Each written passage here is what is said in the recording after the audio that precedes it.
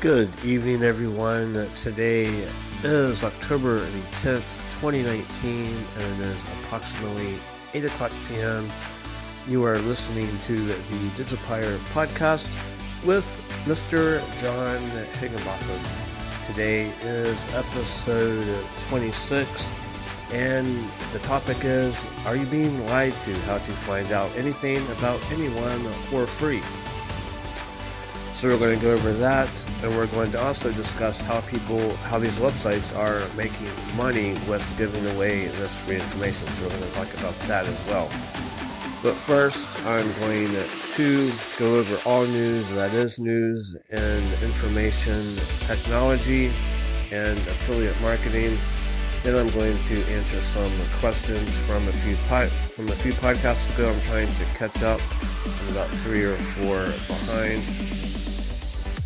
And then I thought I would do something new. I'm going to go over 1 or 2 websites or apps that are for sale online and kind of analyze them and tell you whether it's better to build it, buy it, or stay away from it. So I'm going to do that. And after the question and answer, I'm just going to do that. I'm just going to go over that for about 3 or 4 minutes. And yeah, so I'm going to get started here in just a few moments. Just give me a few moments, please. So we are well into October, and what do you think about this cooler weather, at least in my part of the world? I actually like the cooler weather, and I always look forward to it. I like spring and summer, but I believe I'm an oddball, and I like fall and the winter the best, because I can always go somewhere in the world where it's warm, like down south to Florida, my favorite playground. So wherever you may be in the world, I hope your days are as beautiful as they have been here lately. Keep in mind that today's topic, I know there's a lot of people from different parts of the world that listen to the podcast, but this particular one is geared for those in the United States. It's a little bit more involved when you start looking for people or researching people in other countries, and I don't have a lot of experience with that right now, although I do have some in some of the English-speaking countries, of course. But right now I am focusing on this particular podcast, episode 26. I am gearing it towards those in the United States. So as usual, if you have any questions about any of the podcasts that we have online, you can ask away at digipire.com/ask. And I do try to answer most of the questions that I receive. Also, you can find our podcast on the Stitcher network. You can listen to it live there, actually, or you can listen to it live on the Digipire webpage, the digipire.com/podcast, if you want to listen from there directly. You can also download the podcast from iTunes, from the Google Podcast Network, the Google Podcast app on Android, and the Stitcher app. So you can find us on all those platforms and on our website. So if you give me just a few moments, we are going to get started.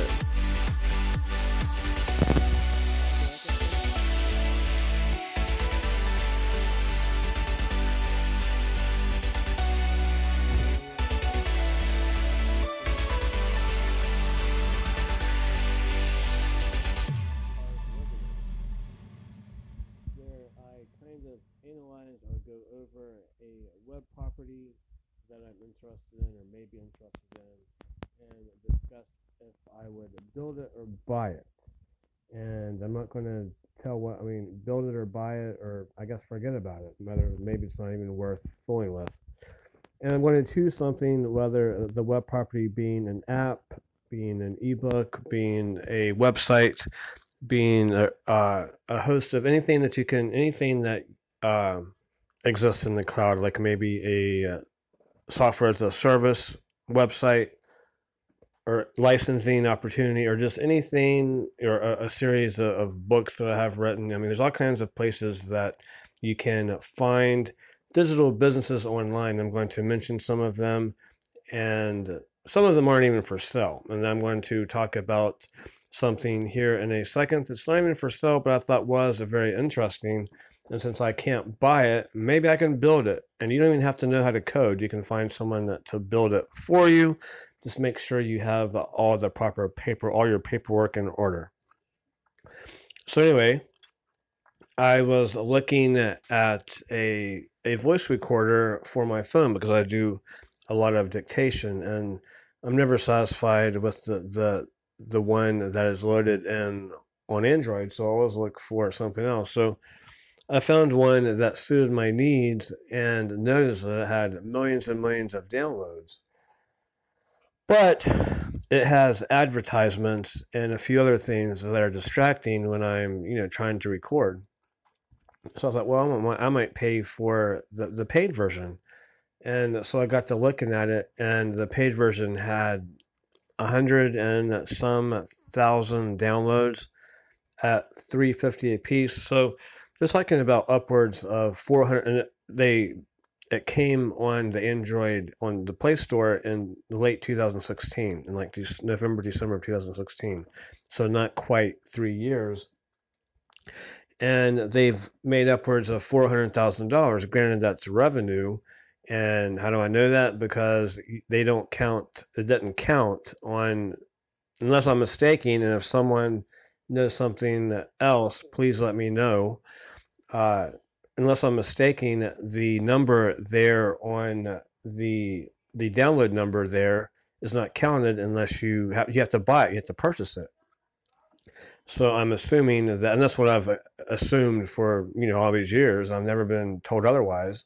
So they've made upwards, over $350,000, $300 some dollars, $300,000 to $400,000 in revenue in less than 3 years. And keep in mind, this is something that's already built in Android, something that is pretty basic. I mean, really, it's pretty basic, and it doesn't do. I mean, it just blows me away that someone has made that kind of money off an app that's already built into the Android operating system. So that just goes to show you that you never can discount anything. There's opportunities everywhere you look. You just have to keep an open mind and just study. I mean, you have to be in love with this stuff, because if you don't enjoy it and you don't like this stuff, you're not gonna study it. You're not gonna pursue it. It's going to be a job for you, and you're not going to be successful at it. So you almost have to like it and learn it, and or like it and love it and learn it and like it, and all that kind of stuff. So that's my little spiel. It's a voice app on Android. I talk about it. I made a blog post on our website, digipire.com. You can find it there. I don't have a short link for that at the moment. I wasn't quite prepared to do that. This is kind of like a last minute thing that I decided to do. And so yeah, that is an app on the Android platform that someone just made a little bit better, and they've had millions of downloads and between 100 and 200,000 paid downloads. So that's a horrible conversion rate if you've only had 150,000 paid downloads versus 10 million downloads, free downloads. It's a horrible conversion rate, but I'm thinking that they don't pay to advertise. It's a completely organic reach, and they've made that money organically through people just finding it on their own on the Play Store. So yeah, something to look into. Next week I will choose another app, another website, and something that's actually for sale probably next time, and I'm going to go over that and how I analyze it, on whether I will buy it. I'm interested in actually buying it or building it, because there's an opportunity cost to your time in there. And by the time you build something, you might have already made more money than if you had just bought it right out for a good price. So that's something I'm going to talk about next week for a few minutes, and I will have something for you then. But for now, I'm going to get busy with all news that is news in technology and e-commerce. So I'll be right with you. Okay, this first piece of news comes from smallbiztrends.com, and it is titled Freelance Site Fiverr Launches E-commerce Services for Small Businesses. And Fiverr is an excellent resource to get things done. I use them a lot to get small tasks done. You can get it done pretty inexpensively, and the quality is usually pretty decent. And once you find people that you like, I found it a good way to find people for to do things for you long term. But anyway, they are launching an e-commerce services for a small business, and here I'm going to read it now. Fiverr is looking to serve small businesses selling online with 35 new services designed to cover all of their e-commerce and omni-channel needs. The industry store opens on September the 4th, and omni-channel means selling on eBay, Amazon, your own website, Etsy, so on and so forth. The new move is further evidence of the shift to selling goods and services online. There's a growing number of services like this one that level the playing field between the bigger players and small businesses. That and the fact that startup costs for e-commerce are cheap compared to brick and mortar, it all equals a growing momentum for small business and e-commerce. And I can tell you from experience, like a lot of you already know, I've had a brick and mortar store, and I wish to God that I had not done that. I mean, it was a lesson in the school of hard knocks, I guess. But when I look at all the money that I had spent, I would have been much better served by taking that budget and investing it in something online on a digital storefront, which I've done for years, of course. But I thought I'm going to try my hand in the brick and mortar arena in the analog world, and it failed miserably. So anyway, continuing with the article, e-commerce is a global trillion-dollar industry, writes Yan Chelly, head of categories for Fiverr. Fiverr's e-commerce industry store will help the growing number of businesses that are selling products and/or services online. They can now quickly select from a variety of services to support all of their omni-channel needs. If your small business uses Shopify, Magento, or other platforms like WooCommerce, you can get web development and design, SEO, and even drop shipping through the new Fiverr product. And it goes on and talks about other advantages. And here at the end, finally, Chelly outlines Fiverr's future plans in the space. We will continue to open industry-specific stores as we see increased demand for services on our platform from businesses operating in the same or similar markets. The goal is to create a relevant one-stop shop for all the services and ideas they may need to help their business grow and compete. So yeah, that is Fiverr, and it is titled Freelance Site Fiverr Launches E-commerce Services for Small Businesses, and that is smallbiztrends.com. So, moving on. This next piece of news comes from practicalecommerce.com, and it is titled Chrome's mixed content updates could impact e-commerce sites. And Google Chrome just announced important changes that could impact e-commerce sites. The changes address mixed content on a web page. Beyond text, a typical web page includes images, audio files, and videos. Those additional non-text resources frequently load as HTTP request, not HTTPS, which is the secure protocol. The dual requests are mixed content. HTTP requests pose a security risk, which Google is aiming to correct in the upcoming changes. Chrome 77 is the current stable version. The changes will occur over 3 months as follows.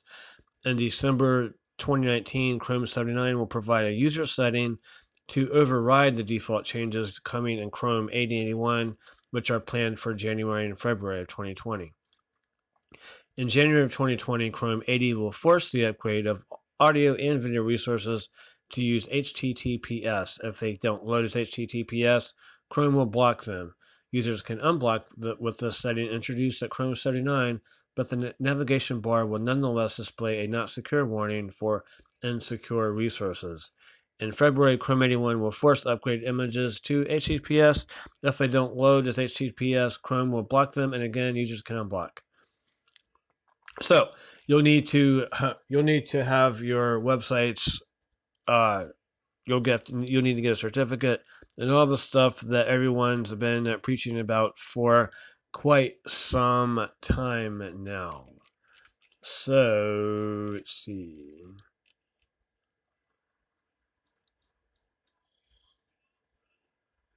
And they tell you how to fix it, and if you have tells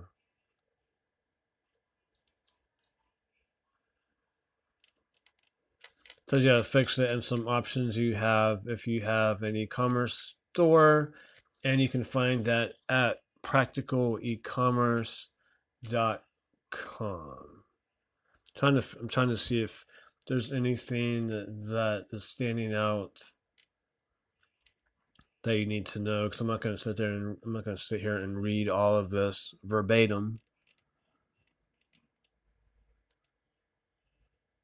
Okay, so you'll need to work on that. You need to get your certificates for your websites, and if you're using Shopify or whatever network you're using. Okay, so that's that. You can go to practicalecommerce.com, and we're going to move on. This is going to, I think I've already told, some of you already know if you're on my email list, this is going to be a shortened version of the usual show because I've had some schedule conflicts, and so I'm not going to be able to do the 45 minutes, but as usual, you can ask all questions of me at digipire.com/ask, and I will attempt to answer every one of them as they come in, or I will point you in the direction of the appropriate answer. But yeah, this is going to be an abbreviated or shorter podcast than usual. So you're going to be able to escape early tonight. Okay, now to multichannelmerchant.com and Target partners with Toys R Us to power its e-commerce site. So, yeah, Toys R Us, I'm not sure exactly how long ago, I don't really follow toys much, but I think it was like a year or two ago that they closed all of their brick and mortar stores, and so apparently they turned into an e-commerce site only. Well, now they are joining forces with Target, and I'm going to read this. Target announced it is joining forces with True Kids, the parent company of the Toys R Us brand, to help Toys R Us power its e-commerce site. Toys R Us recently relaunched the site with new videos and articles on the latest toy trends and brands, as well as in-depth product reviews and customizable toy lists that tie into Target.com for list purchases. Those shopping on the Toys R Us website can participate in the Target Circle loyalty program and receive 5% off every purchase with the Target Red Card. Customers will also be able to take advantage of Target shipping options, including same-day pickup and delivery with free 2-day shipping, same-day curbside or store order pickup, or same-day delivery with shipped. So, looks like they're joining forces with Target, which obviously is a brick and mortar store, but that has me thinking about their digital business. What are they ranking for, and who's linking? What are they ranking for? I mean, how much traffic do they get on their e-commerce site? So I'm going to type in Toys R Us, see what kind of traffic they get. Just intrigues me. So their organic search is 806,000. So it's pretty healthy. They have 8.9 million backlinks. So yeah, I'd say their digital business is worth a lot more than their brick and mortar stores. Obviously, they wouldn't have done that. It doesn't look like they are paying for any traffic. It looks like their organic traffic, or organic being what they're not paying for. Yeah, they're not paying for any traffic. The organic traffic went to a height of in February 2018, and it slowly declined up until now, and now it's at its lowest. I can't see any spikes. So, what are they ranking for? Let's see. Trying to see what they're ranking for. The keywords they're ranking for in Google. Okay, they have 14,791. Wait a minute, no, that's not right. They have 23,000 keywords they're ranking for, and of course, they're ranking for Toys R Us, Toys R Us near me, Toys R Us closing sale, toys, Babies R Us, and I'm not gonna get the full report. Let me see if I can pull up anything else. I'm just seeing what kind of traffic they're getting. Babies R Us. I mean, it looks like most of their. So they've done some work on it. Anyway, that is very interesting. So they're joining forces with Target, and you can find that article on. Where can you find that article? You can find that article on multichannelmerchant.com. Moving on. Okay, I'm going to answer a couple of questions from episode 19 and episode 20. I'm pretty far behind on my Q&As. So I'm going to answer the last question that I didn't get to last time on episode 25. And that is, how do you make any job quitting money when most ebooks sell for under $5? And this is from episode 25 that we did, and it was titled, well, that's not it. No, I'm sorry. Episode 19 that we did, Self-Publishing on Amazon, the secrets no one wants you to know. And their question was, how do you make any job quitting money when most books sell for under $5? And that can be, there's a lot of different ways people make money. A lot of people use ebooks, I do myself, that they sell on Amazon under different pen names to collect leads or people that might be interested in their other products or their websites or there are other things that they might be selling. Like me, for example, I use them to get traffic to my niche websites. Like, say, for example, that I have a weight loss, which I don't. I'm just giving this to you as an example. I have a weight loss book that I have written, and then I have a couple of blogs associated with that. So I use the ebook to drive traffic to the blog that people will, buy books, buy PLR stuff, private label rights ebooks that I have for sale on there. They click on ads. There's just to drive traffic to that site, and just kind of keep them in my own little ecosystem. So for every ebook that you have written, you probably need to, this is what I do. I have an associated blog with it. So for whatever niche you're writing in. So say, for example, you have a lot of experience in the weight loss niche or the or one of its sub niches, like the liposuction surgery. What's that called? Anyway, you have a lot of experience in one of the sub niches, and so you need to have an associated blog with it, and you can sell other products for more money than you would sell the Amazon book for. So you use the Amazon Kindle book to draw them in to your little ecosystem, and then you point them to your blog where you display ads on Google AdSense. You sell them other books related to weight loss or anything related to that, fitness, weight loss, so if you sell products, maybe on Etsy, just anything related to that, then you can to make a long story short, you can get traffic from your Amazon books that you sell on Kindle. You can get traffic and leads to your other products. So that's how people make money, and they make it up in volume. So yeah, that's how they do that. So another question that I had, I'm going to answer very quickly because I'm going to run out of time, because like I said, I'm going to have to cut this short tonight.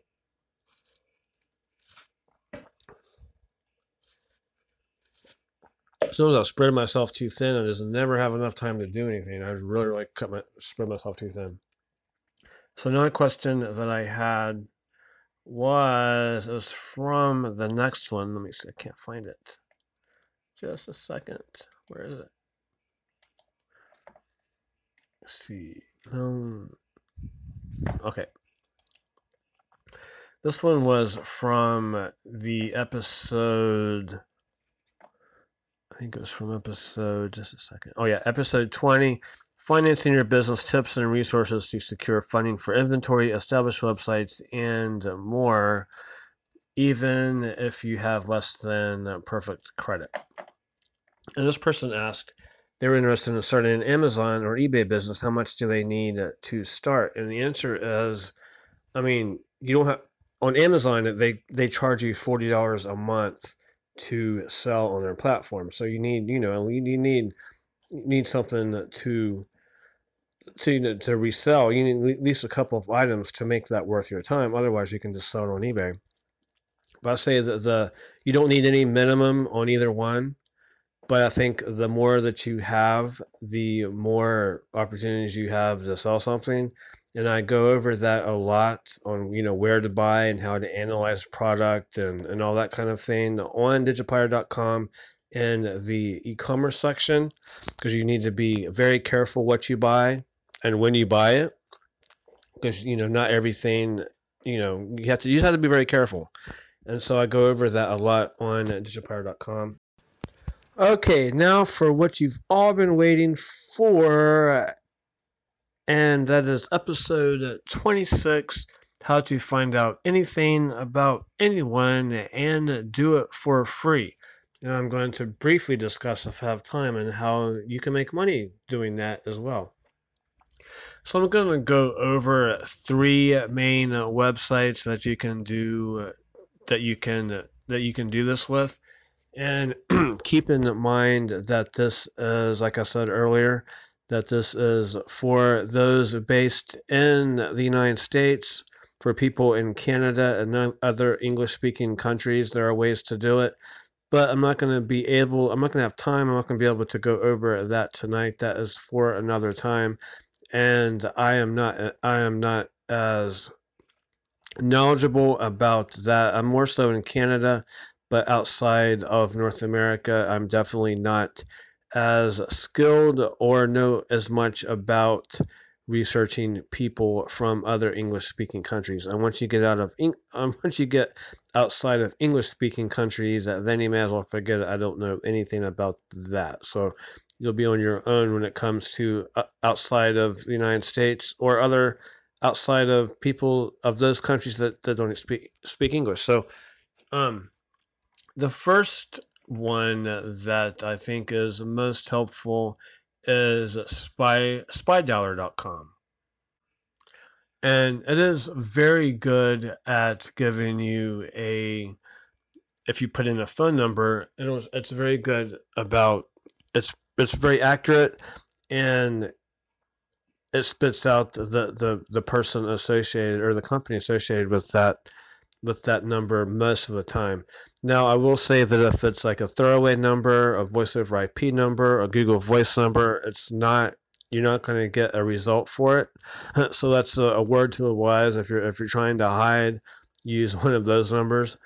But if it's a number that's been around a while, or a number that it's with a regular cell phone or mobile phone, then it'll spit out a result. So with SpyDollar.com, and it's for free. They do not charge you, but they have ads on there, and that's the way they make money. As they want people to visit that as often as possible, and the more people that visit it, the better the chances that people click on ads, and they get anywhere from a few cents to several dollars for every time someone that clicks on it, and it's almost like there's no rhyme or reason. I mean, I've been publishing with Google for quite some time, and there's almost no rhyme or reason to how much they charge per click. I know that the older the site is, and I mean, I'm not sure their algorithm on how they figure it out, but I do know that some websites and some search terms, of course, pay more than others. So if you have a finance or an investment related website, you're going to get paid more than like an arcade website, where it's going to be very cheap. The clicks are going to be very cheap. So anyway, SpyDialer.com is an excellent resource, and you can also stick in an address. So say, for example, let me see here. Let me see this. Hold on just a second.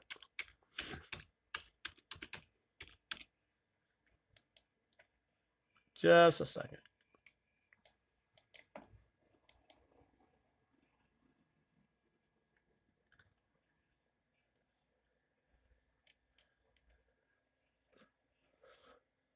Okay, so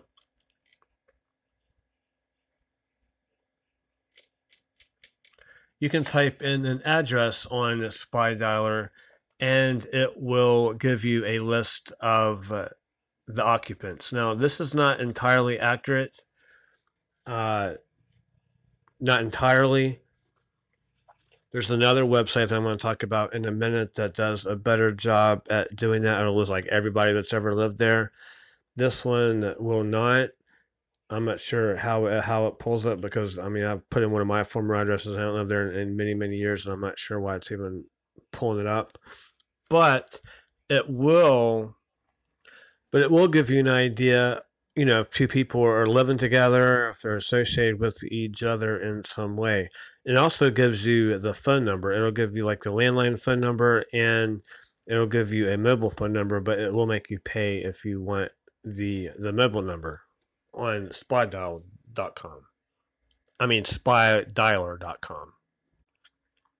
So one of my favorite features of the SpyDialer is the email feature, and it'll be a reverse email lookup. So you can type in an email, for example, whatever your email is, you can try it out with your own, and it'll spit out a name. And I have found it to work most of the time. There's sometimes when it hasn't been able to find anything, but it works most of the time. So it's really, really neat. I highly recommend SpyDialer.com. And again, they make money through little upgrades that you have, like if you want to find someone's cell phone number, and they have ads all over the place for you that people click on, because the more sticky their site is, the more people will hang out there, and the better the chance that they click on ads. So we've already talked about that. I'm going to go on with the next one. So the other one is fastpeoplesearch.com, and this one's one of my favorite ones. You can actually put in the address of any address that you're wanting to research, and it'll give you a list of people that have lived there along with their ages. And I found it to be pretty accurate, although sometimes sometimes there's mess ups, and there's people that should be on there that shouldn't be, and people that should be on there that aren't, meaning that they live there and they didn't, or they says they live there and they do, all that kind of thing. But I found it to be very accurate. And so you can type in, do a reverse address search, and it will also give you the age of the people who live there, which is very interesting. And you can type that information into Facebook or any other social media, and kind of look that way. Although in Facebook now you can't put in an email address and find someone that way. So, but you can always type in their name and kind of do your homework that way. But it's just a nice tool to have.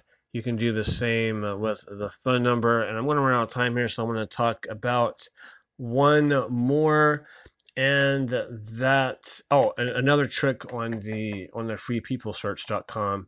It won't give you like the name, like when you type in 123 Main Street, it'll give you the list of people that have lived there, but it'll say 123 Main Street, so you'll have to hover over it to confirm that it is in fact 123, because it will not give you the actual number. It'll just say Main Street. So that's something you'll see once you go to the website.